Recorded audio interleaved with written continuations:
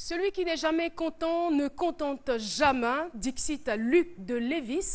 Eh bien, invitation nous est donc lancée à manifester de la joie au quotidien, manifester de la joie pour notre épanouissement personnel, mais aussi pour celui des autres. Bienvenue dans votre talk show préféré. Eh bien, prenez votre dose de bonne humeur parce que c'est midi, c'est maintenant!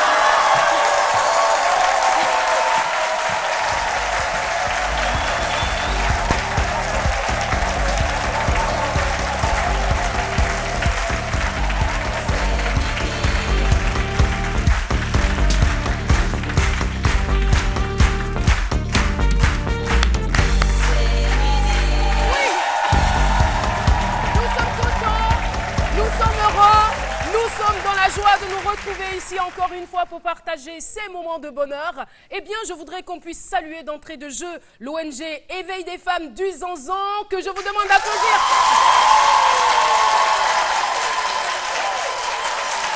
Et du côté gauche, oui, elles sont choc. Du côté gauche, nous avons donc l'Union des veuves et femmes démunies d'Adjamé et d'Abobo. Wow.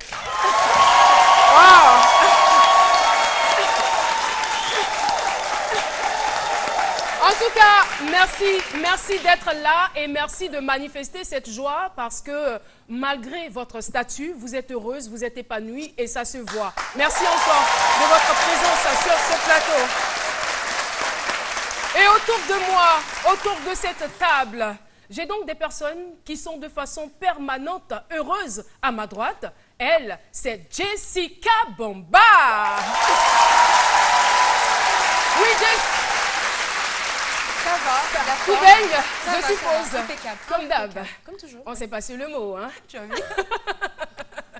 Le jaune est à l'honneur. Juste en face de Jessica, vous avez Alissa Zena Kaline.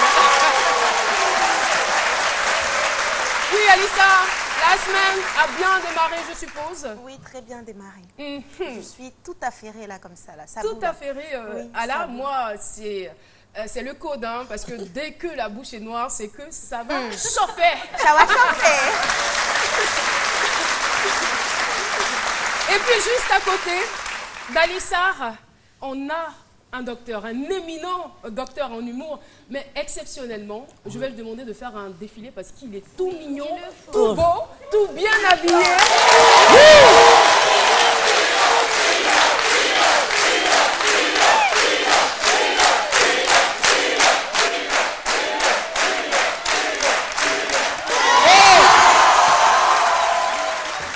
Merci beaucoup, public. Merci. Ben, je vais super bien, Caro. Et puis, ben, voilà, vraiment, je suis très heureux d'être sapé ce matin et puis d'être aux côtés de la belle, la ravissante Alissa. Franchement. Et ce qui me plaît, c'est que tu as respecté ton couturier. Oui, mais il faut le respecter. Oui, JC Nouvelle, je profite pour lui faire un coucou. JC Nouvelle, du côté de Yopougon. On t'a provoqué. Qui m'habille, ouais. Mais franchement. Mais mon secret, là, je l'ai cherché. Voilà, mon secret ce matin, c'est que j'ai grandi. Moi, tu as grandi. Ah, c'est très bien. Philo a grandi. Voilà. Et moi, je compléterai pour dire que oui, Philo, il est en costume, il a porté une chemise rose et noire, il a donc grandi. Ouais, voilà. Grandi. Alors, il a grandi. Intégré à une équipe de soins, l'aide-soignante donc assiste plutôt l'infirmière dans ses activités quotidiennes.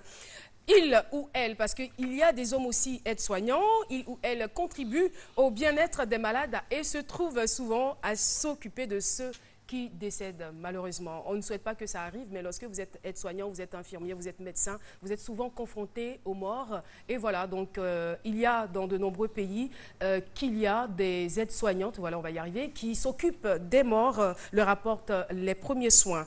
Aide-soignante, ma passion, c'est laver les cadavres, c'est le thème du jour. Et voici l'analyse de Dr Philo. Merci. Ah, la passion, oui. Oui, Philo. Oui, je dirais, la passion, quand tu nous tiens, la passion, franchement, il y a beaucoup de passion, mais laver cadavre, une passion, et puis surtout pas une femme, vraiment, c'est quelque chose à saluer, c'est une brave femme. Mais cadavre, c'est-à-dire quand vous voyez, parce qu'elle voit beaucoup de choses. quelqu'un qui lave cadavre. Ça veut dire en même temps, parfois même, elle accompagne même le monsieur, sinon le cadavre va aller vers l'autre côté. Et quand, oui, vous voyez, quand quelqu'un, moi en tant que docteur, vous savez, nous, parfois, on côtoie un peu les malades et autres, puis les morts. À quel moment Parfois, bon, quand non, on voit parce que toi, je sais que tu es docteur en humour. Tutologue et autres, tout ça et autres, à quel moment, voilà, tutologue et autres, tout ça, multidimensionnel. Donc parfois, on aide même les... Parce que quand il n'y a plus de solution, mais toi-même, tu l'accompagnes. Parce que quand le corps souffre, quand le malade souffre, parfois même là, toi-même, tu veux qu'il parte, qu'il repose même en paix. Mais une femme qui lave cadavre, il y a beaucoup de choses autour de moi, vous voyez. Et puis chacun, c'est-à-dire quand l'homme décède là, c'est-à-dire le dernier cri là, c'est en fonction de ce que tu fais sur la terre aussi. Parfois ça arrive. Bon, imaginez quelqu'un qui, à l'abattoir comme ça, quelqu'un qui égorge bœuf chaque jour, 100 bœufs par jour. Quand il va mourir, c'est quoi? Vous voyez? Et je dis, laver corps, laver cadavre, c'est pas facile, laver cadavre. Et puis souvent, j'ai remarqué qu'il a cadavre, les pommes, les dur comme ça. Une femme qui a pomme, oui, c'est dur. Qu'est-ce que tu en sais? Mais oui, mais il y a tout un mystère autour des cadavres. On dit parfois même quand le cadavre, même crachage du cadavre te touche, le sang ne circule plus là-bas. Philo. Souvent on dit ça. Philo, tu as vraiment des informations. Il y a tout un mystère autour de la chose. On dit quand un cadavre te mord, c'est que tu es mort. Quand un cadavre te mord, c'est que tu es mort. Et souvent, imaginez quelqu'un même qui n'aime pas se laver d'habitude. Et puis il meurt. Quelqu'un qui jack après, et puis il meurt. Là, qu'est-ce que c'est pas écaille même, elle a traîné à lever là. Elle dit ça, c'est cadavre, elle a traîné à laver. Et donc, c'est un travail que je voudrais saluer ici, surtout par une femme, parce que c'est celle-là même qui permet aux personnes là, parce que quand tu meurs, si elle vient te laver, c'est ton dernier bain avant de retrouver l'éternel Dieu. Donc, c'est un travail salutaire. On te remercie. Merci beaucoup. Docteur Philo. Alors, Jessica, je vais te poser la question. Aurais-tu le courage de laver un cadavre non, ou de t'occuper d'un mort? Non. Non, pas du tout. D'accord. Notre micro-trottoir a donné ceci. Auriez-vous le courage de vous occuper d'un mort ou de laver un cadavre? Voici. Je ne pense pas avoir le courage de laver un cadavre. Ça fait vraiment peur. Moi, en tout cas, j'ai le courage de le faire parce que moi-même, je suis déjà mort. Pourquoi je dis ça? J'ai appelé à mourir un jour et moi, je n'ai pas peur de ce qui est mort. J'aurais le courage de laver un mort si la possibilité m'est donnée. J'aurais le courage de laver un mort.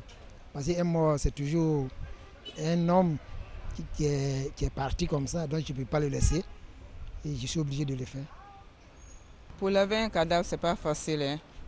Parce que c'est pas tout le monde qui peut résister devant un cadavre. La tradition dit, normalement la tradition dit que ce sont les garçons qui doivent s'occuper des cadavres, mais pas les femmes. Mais avec la génération, avec la civilisation maintenant, les femmes commencent à laver les cadavres. Sinon, au village, ce sont les vieilles femmes qui prenaient soin des cadavres. Mais à Abidjan, ici, on voit que les filles de 18 ans, 19 ans, 21 ans, s'occupent des cadavres. Or, le cadavre, il faut que le cadavre soit propre avant d'aller dans sa tombe. Ce n'est pas n'importe qui doit laver le cadavre. Je reprends le thème du jour, aide-soignante. Ma passion est de laver les cadavres. J'aime pas trop le mot, mais bon, pour les besoins de l'émission, nous sommes bien obligés. Eh bien, notre invitée témoin du jour est aide-soignante. Nous allons la recevoir avec des ovations bien fournies. Marie-Chantal No, qui nous rejoint sur ce plateau. Applaudissements pour notre invitée. Bienvenue. Elle a parcouru de nombreux kilomètres pour venir nous donner son témoignage et nous en sommes heureux. Bienvenue sur le plateau de Ce Midi. On est très très heureux de vous avoir ici. Merci. Alors, vous êtes aide-soignante. Où exactement? Je suis aide-soignante en maison de retraite en région parisienne. En région parisienne. Et ça fait combien de temps que vous exercez ce métier? Ça fait 15 ans. 15 ans. Et ça a été quoi? Est-ce que vous l'avez choisi ou ça a été par dépit? Voilà, il n'y a pas de travail, donc... Non. Ma passion déjà ici, quand j'étais en Côte d'Ivoire déjà, j'aimais aller regarder les cadavres. Je ne sais pas ce qui me prenait, mais je restais autour des cadavres jusqu'à ce que les pompes funèbres viennent chercher. Vous avez quel âge? J'avais 14-15 ans. 14-15 ans et vous étiez déjà attiré, attiré par les morts? Par les morts. Et du coup, quand je suis allée en France en 94, je me suis dit... ce métier me passionne. Donc, en étant aide-soignante, vous saviez que vous seriez en contact avec les morts? Oui, parce que là-bas, c'est obligatoire. Une fois qu'on est aide-soignante, même auxiliaire de vie, on est en contact permanent avec les cadavres. Avant d'aller plus loin dans la discussion, voilà, ça commence à chauffer déjà dès le début. On veut savoir, c'est-à-dire les différentes tâches assignées à votre métier, à votre profession. Quand vous êtes aide-soignante, vous faites quoi et quoi? On sait déjà que s'occupe du résident. vous assistez l'infirmier. Là où je travaille, c'est des personnes atteintes de la maladie d'Alzheimer. Ce n'est pas déjà facile. C'est une pathologie très élevée. Et c'est des personnes qui sont confrontées à manger. Des fois, ils font leur sel et ils peuvent les manger. Et on rencontre beaucoup de choses que personne d'autre ne veut voir. Donc après, on s'habitue, on fait la toilette. Après, si c'est la personne qui est en train de partir, on l'assiste. Des fois, on peut l'accompagner parce qu'il y a des... Quand vous dites on peut l'accompagner, ça veut dire quoi? Pourquoi je dis il faut l'accompagner? Des fois, les résidents, ils attendent qu'on leur dise les derniers mots avant qu'ils ne rendent l'âme. Et ces derniers mots peuvent se traduire comment? En les caressant, en leur disant vous pouvez partir en paix, on sera avec vous, on vous accompagne, vous avez... Voilà. Mais deux fois, les enfants, ils ne viennent pas tôt. Il y a quel signe, je veux dire, puisqu'ils sont malades, ils sont vieux, ils sont atteints de plusieurs maladies, je veux dire, quels sont les signes qui vous disent que voilà, c'est terminé, il n'y a plus rien à faire, la médecine ne peut plus rien pour eux? Ils s'affaiblissent, ils ne sont plus comme au début de leur entrée à la maison de retraite. Donc tout de suite, on sait que la personne est en train de partir. Et les derniers jours, ils peuvent gémir longtemps, toute la nuit, jusqu'à... Ça peut durer 2 jours, 3 jours. Ou ça peut durer les heures qui viennent. Donc, quand on ne fait que faire des défilés, quand ça commence comme ça, on sait déjà, on commence à se dire, ça y est, la personne est prête à partir. Mais des fois, il y a d'autres qui mettent du temps parce qu'ils attendent que leurs enfants viennent, qu'ils voient leurs enfants pour la dernière fois. Et quand les enfants n'ont pas le temps de venir, nous, on est obligé de leur dire des mots gentils pour qu'ils puissent... Ils s'en vont. Et oui, ils s'en vont. Dès qu'on finit, quand on ferme la porte, on revient, ils sont partis. Ou des fois, même c'est devant nous, en parlant, même ils s'en vont. Ils attendent que ça. Et ça se passe verbalement. Oui. Et c'est physiquement aussi, vous les accompagnez? Non, on ne peut pas, c'est interdit. Non, juste une question. On va essayer. Philo, quand tu dis physiquement, vous les accompagnez, qu'est-ce que tu veux? Non, elle est là, bon, il y a plusieurs malades, bon, lui, il est là, il refuse de partir. Les enfants aussi sont en embouteillage, ils ne viennent pas. Bon, comment, est-ce que parfois, vous, c'est le coup? Non. Voilà, c'est quoi, je vais parler. Ça, c'est la prison à vie, ça. C'est interdit. C'est interdit. C'est la prison à vie, ça. Si jamais on vous trouve en train de faire ça. Et ça a été quoi la première fois que vous avez été en contact? Je dirais peut-être que vous avez eu peur, mais je ne pense pas qu'elle ait été grande, cette peur, non, puisque pas trop. Vous étiez déjà attiré plus jeune par les morts. Oui. La première fois, déjà en formation, on nous dit ça, hein, en formation, on nous dit, sachez que ce métier, vous serez confronté à laver les cadavres et à vous occuper des personnes âgées, mais ça dépend en fait des maisons de retraite dans lesquelles on va travailler. Mais là où je travaille, c'est une maison vraiment très, très stricte, quoi. C'est une pathologie élevée, donc il faut vraiment faire attention.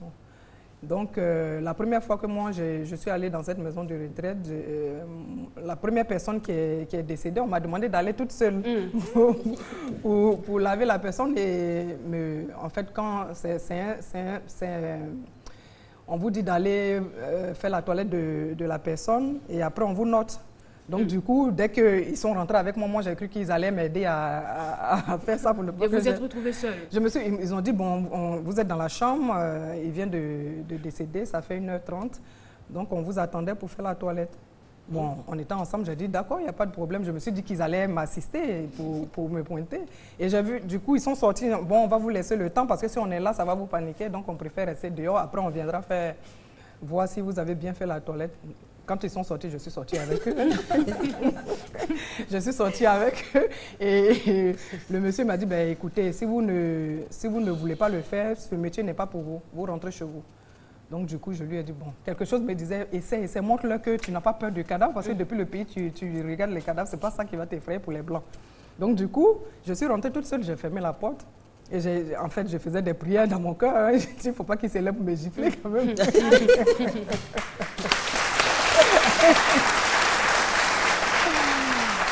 Donc du coup, j'ai fait la toilette et tout, comme j'ai vu en formation. Hein. En fait, c'est des poupées qu'on nous met en formation, mais là, j'avais un être humain devant moi. Et ça a été quoi votre nuit? Comment ça s'est passé? Et j'ai mal passé ma nuit parce que je revivais le film en fait. Pendant 2 ou 3 jours, j'étais pas bien. Déjà, je suis rentrée, j'ai pas voulu manger. J'ai regardé autour de moi, partout dans la maison, si le cadavre n'était pas là. J'étais pas bien en tout cas, j'étais pas bien. J'appelais tout le monde le lendemain pour dire, tu te rends compte, ils m'ont fait laver un cadavre, mais ça se fait pas ça. Ils devaient être autour de moi. Et je vais porter plainte. Contre qui? Et les gens me disaient, mais c'est normal, hein, tu l'as choisi, il faut assumer. Et c'est parti. Après ce premier cadavre, c'est fini. Et après, on finit par s'habituer. Je me suis habituée. J'ai des collègues qui refusent, je les accompagne, je les assiste, je les aide à tout faire pour ne pas qu'elles restent là avec le cadavre. Oui, Jess. Moi, j'ai une toute petite question. Je vais revenir à vos 15 ans. Oui. Qu'est-ce qui vous passionnait dans le fait de regarder les cadavres? Et comment ça se faisait? Jusqu'à aujourd'hui, je ne trouve pas réponse à ma question. Même moi, la question, je me la pose. En fait, on allait à l'école au collège William Ponty à Yopougon et des fois, il y avait des personnes... Là, c'était un tournant vraiment qui n'était pas bien. Et il y a des gens qui décédaient. Du coup, mes amis de classe m'appelaient « Ah, il y a un cadavre » parce que chaque fois, dans mes conversations, c'était que cadavre. Voilà, c'était que cadavre. Et du coup, mes collègues m'appelaient, ma soeur surtout, dès qu'elle voyait ça, tout de suite, tu es où? Il y a un cadavre quelque part. Et moi, je venais comme ça, c'est pas mon parent, je m'asseyais. Je pouvais rester toute la journée avant que les pompes funèbres ne viennent.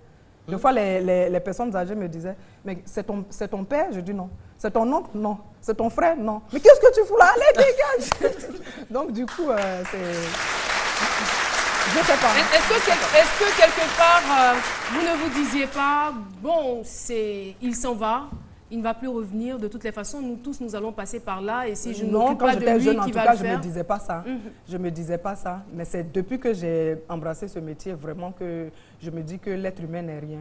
L'être humain n'est rien parce qu'il y a des personnes qui sont décédées, que j'ai lavées, mais de leur vivant, qui m'agressaient, qui me disaient, oh, pauvre noir, rentre chez toi, ne me touche pas, et tout. Mais quand ils sont décédés, c'est moi qui les lavais. Mais je me dis, maintenant tu es bouche bée, lève-toi pour me dire de ne pas te laver ton cadavre. Mais c'est comme ça. Donc, et on voit à quel point la vie est importante, voilà, la vie est précieuse. La vie est précieuse. Il faut s'aimer, les querelles à gauche, à droite. Quand on meurt, c'est fini. Ça ne sert à rien. Oui, puis c'est un passage obligatoire. Et vous avez des enfants? J'ai des enfants, j'ai ma fille aussi que je veux mettre qui aime bien ça. Donc, elle est là avec nous, hein, oui, sa fille est dans le public, elle va se lever pour qu'on puisse bien la voir. Elle est toute mignonne. Et elle veut embrasser le même métier que vous. Vous êtes d'accord pour cela? Oui, je suis d'accord. C'est bien payé, donc tant que c'est bien payé, on est dedans. On allait quand même vous poser la question. Oui, c'est bien payé, donc tant qu'il y a l'argent, non, ça va. Et s'il vous arrivait de changer de métier, enfin, est-ce que c'est possible si on vous proposait autre chose de meilleur avec une bonne rémunération? Oui, en fait, j'ai voulu être militaire dans ma vie. Au départ? Au départ, mais j'avais déjà eu ma première fille à 18 ans. Donc, après les enquêtes, j'ai été disqualifiée. Donc, ça a été le seul truc que je voulais faire en dehors de ça. Mais en tout cas... Maintenant, s'il y a un autre métier qui est plus rémunéré, pourquoi pas? Mais est-ce que vous pensez que vous vous épanouirez dans ce métier, puisque c'est ça votre passion? Caroline, tant qu'il y a l'argent, moi je vais m'y habituer. Moi je cherche mon argent. Alors, on sait bien qu'on a... Alissa, tu veux dire quelque chose? Oui, vas-y. J'ai une question. Est-ce qu'il vous est déjà arrivé de laver un proche? Mon père, en 96, je suis venue spécialement. Vous avez quel âge? En 80. Là, j'ai 44 ans. En 96, non, en ce moment, en 96. 96. Vous étiez encore jeune, je suppose. J'étais jeune, oui. J'avais une vingtaine ans. J'avais une vingtaine. Et mon père, quand il était malade, il me réclamait en tout cas. Il me réclamait à chaque fois. Il me réclamait dans son petit déjeuner. Et après, quand il est décédé, bon, quand il a rendu l'âme, j'étais pas là. J'étais allé lui acheter, il voulait les bananes braisées. J'étais allé, c'était au CHU de Trècheville, acheter la banane. Et à mon retour, il est décédé. Et ma belle-mère m'a dit, ton père m'a dit de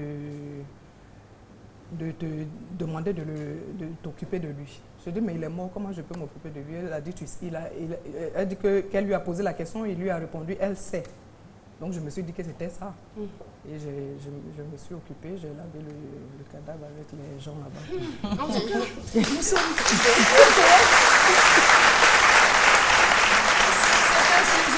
C'est quand même passionnant. On est à la fin de l'entretien et on sait que la plupart des gens ont une peur bleue des cadavres. Beaucoup. Et là, qu'est-ce que vous avez envie de leur dire et de nous dire aussi? Parce que franchement, je ne vous ai pas encore donné mon point de vue là-dessus. Moi, franchement, moi, je dis que vous n'êtes pas simple. Ben si, je suis simple. Pas simple. Je suis simple, je n'utilise rien. Oui, contrairement à l'Afrique, en Afrique, on utilise beaucoup de trucs sur soi pour affronter un cadavre. Mais en Europe, c'est pas ça. Nous, il est mort, il ne va jamais se lever. Donc, mais ce que je voudrais dire, quand on est face à un cadavre, faut pas avoir peur. Moi, ma seule crainte, c'est ne pas voir un serpent devant moi. J'ai peur d'une seule chose, c'est le serpent. Quand je vois le serpent, même si c'est le caoutchouc là qu'on lance là, ouf, je suis dans tous mes états. Ça vous fait peur? Donc j'ai aussi peur. J'ai aussi peur. Mais quand on voit un cadavre, il faut qu'on se mette en tête qu'on est appelé à partir aussi un jour et que c'est d'autres personnes aussi qui vont s'occuper de notre corps. Donc déjà, il faut être en contact avec ces personnes pour ne pas être effrayé face à certaines personnes. Moi, les cadavres que je lave, ce n'est pas ma famille, hein, c'est des gens que je ne connais pas. Donc, Mais vous n'êtes pas insensible quand même face à la mort. En 15 ans, vous avez lavé à peu près combien de morts? Une centaine. Une centaine, ça fait beaucoup. Hein. Ça fait beaucoup. En tout cas, félicitations. Félicitations, parce que ce n'est pas donné à tout le monde. Vraiment, vous êtes une femme courageuse et vous nous démontrez qu'il n'y a vraiment pas de sous-métier. Merci beaucoup. Merci d'être venue nous communiquer cette passion. C'est moi. Chantal, Marie-Chantal, non. Chantal avec certainement, c'est ce qui la rend différente des autres. Sur ce, mesdames et messieurs, on part pour la pub et on se retrouve juste après.